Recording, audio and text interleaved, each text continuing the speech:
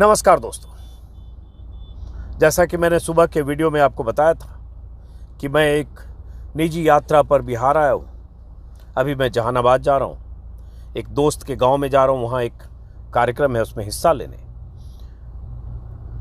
और आदतन चूंकि पत्रकार हूँ तो कहीं भी जब भी मौका मिलता है ट्विटर, सोशल मीडिया या कोई वेबसाइट ज़रूर देखता हूँ देश में चल क्या रहा है। तो ये तो आपको पता होगा कि आज कर्नाटक के चुनाव की तारीख का ऐलान हो गया।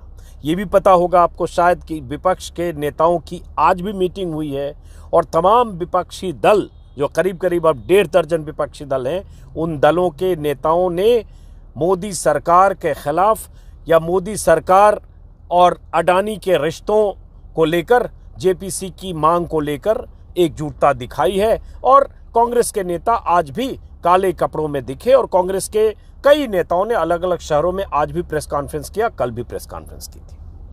तो एक तरफ विपक्ष का वो तेवर, लगातार विपक्ष का ये कहना कि जेपीसी से अडानी और मोदी के रिश्तों की जांच हो। केजरीवाल का बहुत बड़ा बयान जो कल केजरीवाल ने दिल्ली विधानसभा में दिया। लेकिन एक बड़ी खबर अभी ये आई जिस पर मेरी नजर पड़ी और वही मैं जिक्र करना चाह रहा हूं कि जो देश के कानून मंत्री हैं किरण रिजिजू, जिनका जिक्र सुबह के वीडियो में मैंने किया था कि किस तरह से किरण रिजिजू कुछ महीनों के दौरान सुप्रीम कोर्ट के जजों को लेकर, सुप्रीम कोर्ट के रिटायर्ड जजों को लेकर, सुप्रीम कोर्ट की कार्यशैली को लेकर बेहद आपत्तिजनक बयान दे चुके हैं। यहां तक कह चुके हैं कि सुप्रीम कोर्ट के कुछ रिटायर्ड जज एंटी नेशनल है, देश विरोधी एक तरह से रिटायर्ड जजों को घोषित कर चुके हैं। इसका जिक्र मैंने सुबह के वीडियो में किया था। ये हैं देश के कानून मंत्री। मौजूदा सुप्रीम कोर्ट के जजों को लेकर भी उनकी राय या सुप्रीम कोर्ट को लेकर उनकी राय, उनकी तल्ख टिप्पणियां आती रहती हैं। लेकिन हुआ यह है कि 350 वकीलों ने, हाईकोर्ट और सुप्रीम कोर्ट के 350 वकीलों ने, और यही बड़ी खबर है, एक बयान जारी करके किरण रिजिजू के बयान पर, उनके रवैये पर, जिसमें उन्होंने कहा था फ्यू रिटायर्ड जजेस belong to anti India gang.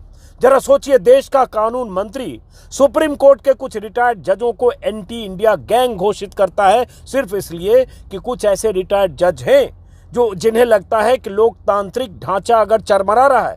कुछ रिटायर्ड जज हैं जिन्हें लगता है सरकार का रवैया अलोकतांत्रिक है। कुछ रिटायर्ड जज हैं सुप्रीम कोर्ट के या हाई कोर्ट के भी जिन्हें लगता है सरकार की कार्यशैली लोकतांत्रिक विधान के खिलाफ है। वो बयान देते हैं, एतराज जताते हैं, लिखित तौर पर मीडिया में स्टेटमेंट देते हैं। उन्हीं से नाराजगी जो कानून मंत्री की इस हद तक थी और है कि उन्होंने कह दिया था एक टेलीविजन के कार्यक्रम में, शायद इंडिया टुडे कॉन्क्लेव में, कि कुछ जजेज एंटी इंडिया गैंग के हिस्सा है। और एंटी इंडिया गैंग का हिस्सा कहने के बाद भी किरण रिजिजू के खिलाफ या किरण रिजिजू के इस बयान के खिलाफ जिस ढंग से मीडिया को तेवर दिखाते हुए उन्हें कटघरे में खड़ा करना चाहिए वो तो हुआ नहीं। लेकिन आज 350 वकीलों ने, सुप्रीम कोर्ट और हाई कोर्ट के वकीलों ने एक बयान दिया है और बयान देकर किरण रिजिजू के उस बयान पर घोर एतराज जताया है। कुछ देर पहले लाइव लॉ पर उन वकीलों के हवाले से सिग्नेटरी जो है उनकी लिस्ट भी है, कुछ नाम भी बताऊंगा और इस वीडियो में कुछ आगे बताऊंगा, जिसमें उन्होंने कहा है असहमति की कोई भी आवाज रिटायर जजों को धमकाकर, अगर आप एंटी नेशनल कहते हैं तो एक तरह से रिटायर्ड जजों को धमकाते ही है, तो इसका मतलब यही हुआ कि रिटायर्ड जजों को धमकाकर लॉ मिनिस्टर हर नागरिक को यह संदेश दे रहे हैं कि कोई भी असहमत आवाज को बख्शा नहीं जाएगा। और उन्होंने ये भी कहा है, हम याद दिलाना चाहते हैं कानून मंत्री को कि सरकार की आलोचना करना, क्रिटिसिज्म करना न तो देश के खिलाफ है और न देश विरोध है और न ही एंटी इंडिया है। ये बयान दिया है और ये बहुत बड़ी बात है कि इसमें 350 वकीलों के दस्तखत हैं। कुछ नाम आपको बता दूं और उसके बाद उस सरकार के मुखिया, जिस सरकार में ये कानून मंत्री हैं, उस सरकार के मुखिया नरेंद्र मोदी कल अपने भाषण में उन्होंने कहा था, जो आज के अखबारों की सुर्खियां हैं, कि विपक्षी दल न्यायिक प्रक्रिया पर सवाल उठाते हैं, लोकतंत्र पर सवाल उठाते हैं। लोकतंत्र पर सवाल को जज भी उठाता है, वो भी इंटरनेशनल हो जाता है। हो सकता है 10 साल 20 साल सुप्रीम कोर्ट से लेकर हाई कोर्ट में जो जज रहे हो, तमाम फैसले दिए हैं, संविधान के कस्टोडियन होने के नाते उनकी निष्ठा पर सवाल आप सिर्फ इसलिए उठा देते हैं क्योंकि वो आपकी हाँ में हाँ नहीं मिलाते, या आपकी नीतियों पर सवाल खड़े करते हैं, या आपके फैसलों पर सवाल खड़े करते हैं, या आपके तौर तरीकों पर सवाल खड़े करते हैं। आप मानते हैं आप मतलब लोकतंत्र, मोदी मतलब लोकतंत्र, मोदी मतलब देश, मोदी ही फैसला करेंगे, मोदी ही संविधान है, मोदी ही कानून है। ये तो तरीका है। तभी किरण रिजिजू जैसा कानून मंत्री ऐसा बयान देता है। चुप्पी होती है मीडिया की। इसमें जिन लोगों के दस्तखत देख रहा हूं, कुछ नाम बताऊं, जिन वकीलों के नाम देख रहा हूं, 1 नंबर से शुरू है, इकबाल छागला, राजू रामचंद्रन, कपिल सिब्बल, अरविंद दातार, राजेंद्र सिंह चीमा, दुष्यंत दबे, अभिषेक संघवी, श्रीराम पंचू, मिहिर देसाई, चंदर उदय सिंह, आर बगई, इंदिरा जयसिंह, मिहिर ठाकुर, ऐसे बहुत से, आनंद ग्रोवर, अंजना प्रकाश, ध्रुव मेहता, ऐसे बहुत सारे नाम हैं, जयदीप गुप्ता, रजनीश यूसुफ मुछाला, रेबेका जॉन, संजय पारेख, गायत्री सिंह, माजिद मेमन, ऐसे बहुत सारे 350 चुके वकील हैं, लंबी लिस्ट है। इन वकीलों ने दस्तखत करके यही बयान दिया है कि एक तरह से सरकार न्यायिक अधिकारियों को या रिटायर्ड जजों को एक तरह से धमका रहे। नीता कार्निक, दीपाली कौशल, बहुत सारे लोग हैं। चलिए सारे नाम पढ़ूंगा तो ये लंबा हो जाएगा। रोशन नाहर, स्क्रीन पर कुछ नाम लगा दे रहा हूं जो स्क्रीनशॉट हैं लाइव लॉ के हवाले से। अब जरा देखिए कि ये जो महोदय हैं, जो देश के कानून मंत्री हैं, बीते कुछ महीनों से लगातार कोलिजियम के नाम पर जजों की नियुक्ति पर सवाल उठा रहे हैं।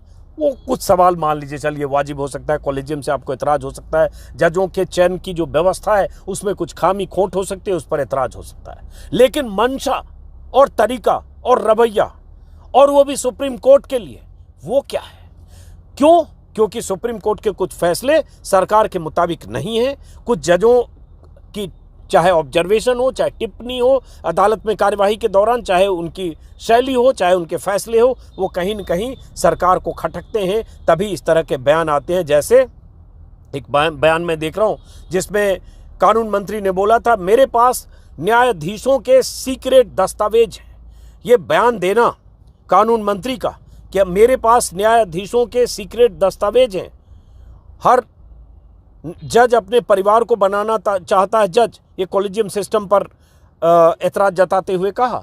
लेकिन अगर आप ये कहते हैं कि मेरे पास सीक्रेट दस्तावेज हैं, तो इसका मतलब आप क्या कहना चाहते हैं और क्या कर रहे हैं? और सवाल तो फिर ये भी उठेगा कि जिस ढंग से ये सरकार हर संस्था में, हर संवैधानिक संस्था हो, चाहे शैक्षणिक संस्थाएं हो, चाहे कहीं भी, जिस तरह से अपने लोगों को नियुक्त कर रही है, जिस ढंग से संघ से जुड़े लोगों की नियुक्तियां हो रही है, सेंट्रल यूनिवर्सिटी के वाइस चांसलर से लेकर यूपीएससी तक में, कहीं भी, तो यहां भी ये चाहते हैं जजों की नियुक्ति की प्रक्रिया में भी सरकार का दखल हो। मंशा संदिग्ध है, और ये संदिग्ध मंशा ही वजह है कि, और नाराजगी की एक वजह यह भी हो सकती है कि जिस ढंग से सुप्रीम कोर्ट ने चुनाव आयोग में नियुक्तियों को लेकर सवाल खड़े किए और चुनाव आयोग को लेकर कहा कि चुनाव आयोग की नियुक्तियां 3 सदस्यीय पैनल के जरिए होगा, जिसमें प्रधानमंत्री, एलओपी, लीडर ऑफ अपोजिशन और सीजेआई होंगे। जाहिर है अब तक सरकार अपने ढंग से, मनमाने ढंग से चुनाव आयुक्तों की नियुक्ति करती रही है। वो वजह भी है कि सरकार की नाराजगी, या हो सकता है सुप्रीम कोर्ट ने सरकार की तरफ से लगातार ऐसे बयानबाजी के बाद दिखाया अपना तेवर, रवैया।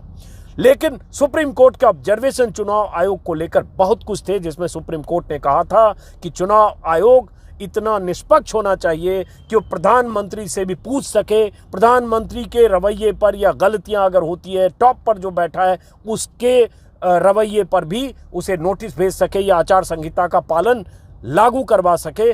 कहीं भी किसी भी ढंग से रीढ़ विहीन नहीं हो सकता चुनाव आयुक्त। इस तरह की बहुत सारी बातें तब सुप्रीम कोर्ट के जजों ने कही थी जब चुनाव आयोग को लेकर ये फैसला सुप्रीम कोर्ट ने किया।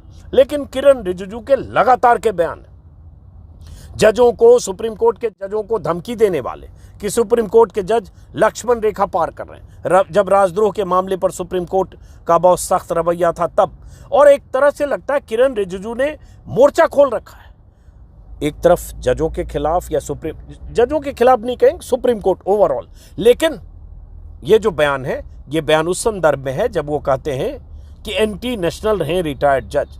जस्टिस मदन लोकूर जैसे जज हैं, एक जज है शायद गोविंद माथुर, नाम ठीक से याद नहीं आ रहा, शायद वही हैं, इलाहाबाद हाईकोर्ट के रिटायर्ड जज, जिन्होंने कई मामलों में जिनकी राय आई कि सरकार का फैसला या तरीका गलत था। बिल्किस बानो के मामले पे कुछ जजों के बयान आए कि जिस ढंग से बिल्किस बानो के मामले में जो बलात्कारी थे, कातिल थे, जिस ढंग से उन्हें सजा माफी योजना का लाभ देकर सरकार की सजा माफी योजना की आड़ में जिस ढंग से 14 साल पूरा होते ही उन्हें रिहा कर दिया गया जेल से और उसके बाद लड्डू मिठाई खिलाकर उनका स्वागत किया गया, उस समय भी कुछ जजों के बयान आए, रिटायर्ड जजों के, कि गलत है।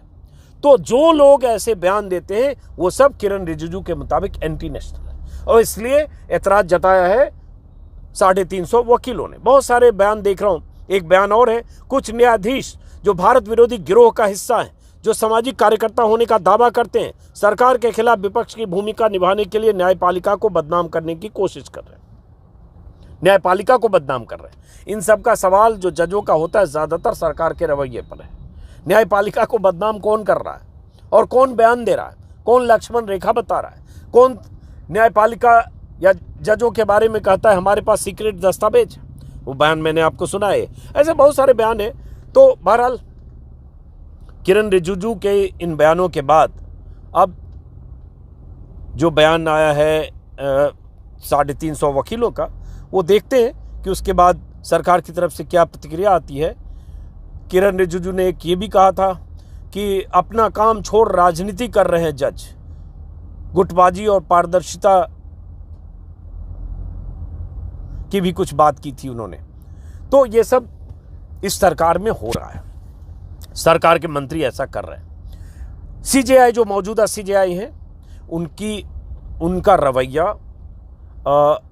लोकतांत्रिक मूल्यों को लेकर, संवैधानिक मूल्यों को लेकर, न्यायपालिका को लेकर और बहुत सारे मामलों में अभिव्यक्ति की आज़ादी को लेकर, प्रेस की आज़ादी को लेकर जो उनके कई बयान आए हैं जो तारीफ के काबिल है। अभी हाल में इंडियन एक्सप्रेस के रामनाथ गोयनका अवार्ड के समारोह में भी उन्होंने कहा था और मैंने उसका जिक्र भी किया। यहाँ तक कि उन्होंने जिस इंडिया टुडे के कॉन्क्लेव में किरण रिजिजू ने कहा कि कुछ रिटायर्ड जजेज एंटी नेशनल गिरोह का हिस्सा है, उस मंच पर भी चंद्रचूड़ ने कहा था कि मेरी ना इत्तेफाकी है, असहमति है किरण रिजिजू से, लेकिन वो अपना काम कर रहे हैं और मैं मुझ पर आज तक कोई दबाव आया नहीं और बिना दबाव के फैसले हमने किए हैं। सुप्रीम कोर्ट का जिक्र करते और तभी उन्होंने चुनाव आयोग को लेकर जो फैसला आया उसका भी कहा। लेकिन यह स्थिति सरकार में बनती दिख रही है। मैंने पहले भी कहा और बार बार कहता हूं कि उसके बाद भी सरकार की तरफ से जो बयान आते हैं और जिस ढंग से विपक्ष को खारिज करना या जिस ढंग से विपक्ष के तमाम नेताओं को भ्रष्टाचारी कह देना, ये इस सरकार का वो तरीका है जो गैर लोकतांत्रिक है। लोकतंत्र में ये सरकार इसी तरह से सोचती है, सरकार और उसी तरह से सरकार के मंत्री, क्योंकि ऊपर से आ रहा, टॉप से, अमित शाह और मोदी से, कि जो भी सरकार से असहमत है एंटी नेशनल है। अब तक तो हम लोग एंटी नेशनल हैं, विपक्ष एंटी नेशनल है, सामाजिक कार्यकर्ता एंटी नेशनल है, कोई एनजीओ वाले एंटी नेशनल है और जो भी सरकार से सवाल पूछे सारे एंटी नेशनल है। अब रिटायर्ड जज भी एंटी नेशनल हो गए और एंटी नेशनल वो जज हो गए जो मैंने अभी कहा, जो 5 साल 10 साल हाईकोर्ट में चीफ जस्टिस रहे होंगे, 5 साल जज रहे होंगे, 2-4 साल चीफ जस्टिस 2 साल रहे होंगे और सुप्रीम कोर्ट में 2-4-5 साल से जज रहे होंगे। तो ऐसे लोग सारे एंटी नेशनल हैं। ये इस दौर में हो रहा है और ये दौर वो है जब लोकतांत्रिक संस्थाओं पर के विघटन पर या लोकतंत्र के विघटन पर या लोकतंत्र के कमजोर होने पर अगर राहुल गांधी बाहर कहीं कोई बयान देते हैं तो सरकार इतनी भड़क जाती है कि उसके बाद राहुल गांधी की इस कदर घेराबंदी करती है जो आपने देखा होगा। अब जब राहुल गांधी ने कहा इसका जवाब मैं संसद के फ्लोर पर दूंगा और ये भी कहा कि मैं वही बोलूंगा, जो वही पूछूंगा जो अडानी को लेकर पूछा था मैंने, प्रधानमंत्री मोदी और अडानी के रिश्तों को लेकर, और उन्होंने कहा और विपक्ष बार बार यही कह रहा है कि वो सारे मुद्दे सिर्फ मुख्य मुद्दे से ध्यान भटकाने के लिए होता है। नतीजा क्या हुआ आपने देखा, उसको मैं रिपीट नहीं कर रहा हूं। लेकिन विपक्ष की एकजुटता कहीं मोदी सरकार की परेशानी की वजह तो नहीं बन रही है, ये आगे अभी देखने वाली बात है। कर्नाटक चुनाव का, जैसा कि मैंने शायद कहा शुरू में, चुनाव की तारीखों का ऐलान हो चुका है। कर्नाटक में क्या होगा ये देखने की बात है। कर्नाटक में बीजेपी की सत्ता को कड़ी चुनौती मिलती दिख रही है आज की तारीख में। बीजेपी की बेचैनी कर्नाटक के नतीजों को लेकर है, क्योंकि पहला बड़ा स्टेट अभी चुनाव में कर्नाटक में होने वाला, बाकी पूर्वोत्तर और हिमाचल में हुए, गुजरात में कुछ महीने पहले हुए थे। जो हम लोगों को आकलन था, अंदाजा था, वही हुआ गुजरात में। सीटें बीजेपी की 10-20 ज़्यादा आई, लेकिन लग यही रहा था कि बीजेपी 130-140 जा सकती है, कहीं 150 से ऊपर गए। लेकिन कर्नाटक और उसके बाद साल के आखिरी दिनों में बाकी 3 बड़े राज्य, 4 राज्य अगर तेलंगाना को भी जोड़ लें तो, लेकिन खास करके इधर के राज्य छत्तीसगढ़, एमपी और राजस्थान, तो सब जो होना होगा। लेकिन विपक्ष की एकजुटता सरकार के लिए सरदर्द बनती जा रही है, उस पर भी नज़र होगी, लगातार बताता रहूँगा। अब तो मैं एक गांव में जहां आया था वहां आ चुका, लेकिन जैसा कि मैंने खबर होती है तो एक दिलचस्पी हो जाती है, और ये लगता है कि ये वो दौर है जब अगर कोई मंत्री पहले 2014 के पहले ऐसे रिटायर्ड जजों को लेकर ऐसा बोलता, सुप्रीम कोर्ट को लेकर ऐसा बोलता, या प्रधानमंत्री ऐसे कोई उटपटांग बयान देते तो शायद उनसे सवाल भी पूछा जाता। लेकिन आज की तारीख में सारे सवाल सिर्फ विपक्ष के लिए हैं, सारी घेराबंदी सिर्फ विपक्ष के लिए है, हाशिए पर धकेलना विपक्ष को, और मीडिया उस नैरेटिव में शामिल होता है, इसलिए सब कुछ एक जैसा लगता है। वही व्हाट्सएप पर आपके आता होगा और वही आप मान भी लेते हैं। बहरहाल फिलहाल इस वीडियो को ख़त्म करते हैं, देखते हैं अब बीजेपी का क्या बयान आता है। अगर आपने मेरे YouTube चैनल को सब्सक्राइब नहीं किया तो सब्सक्राइब करें, ज्वाइन कर सकते हैं, ज्वाइन करें। नमस्कार।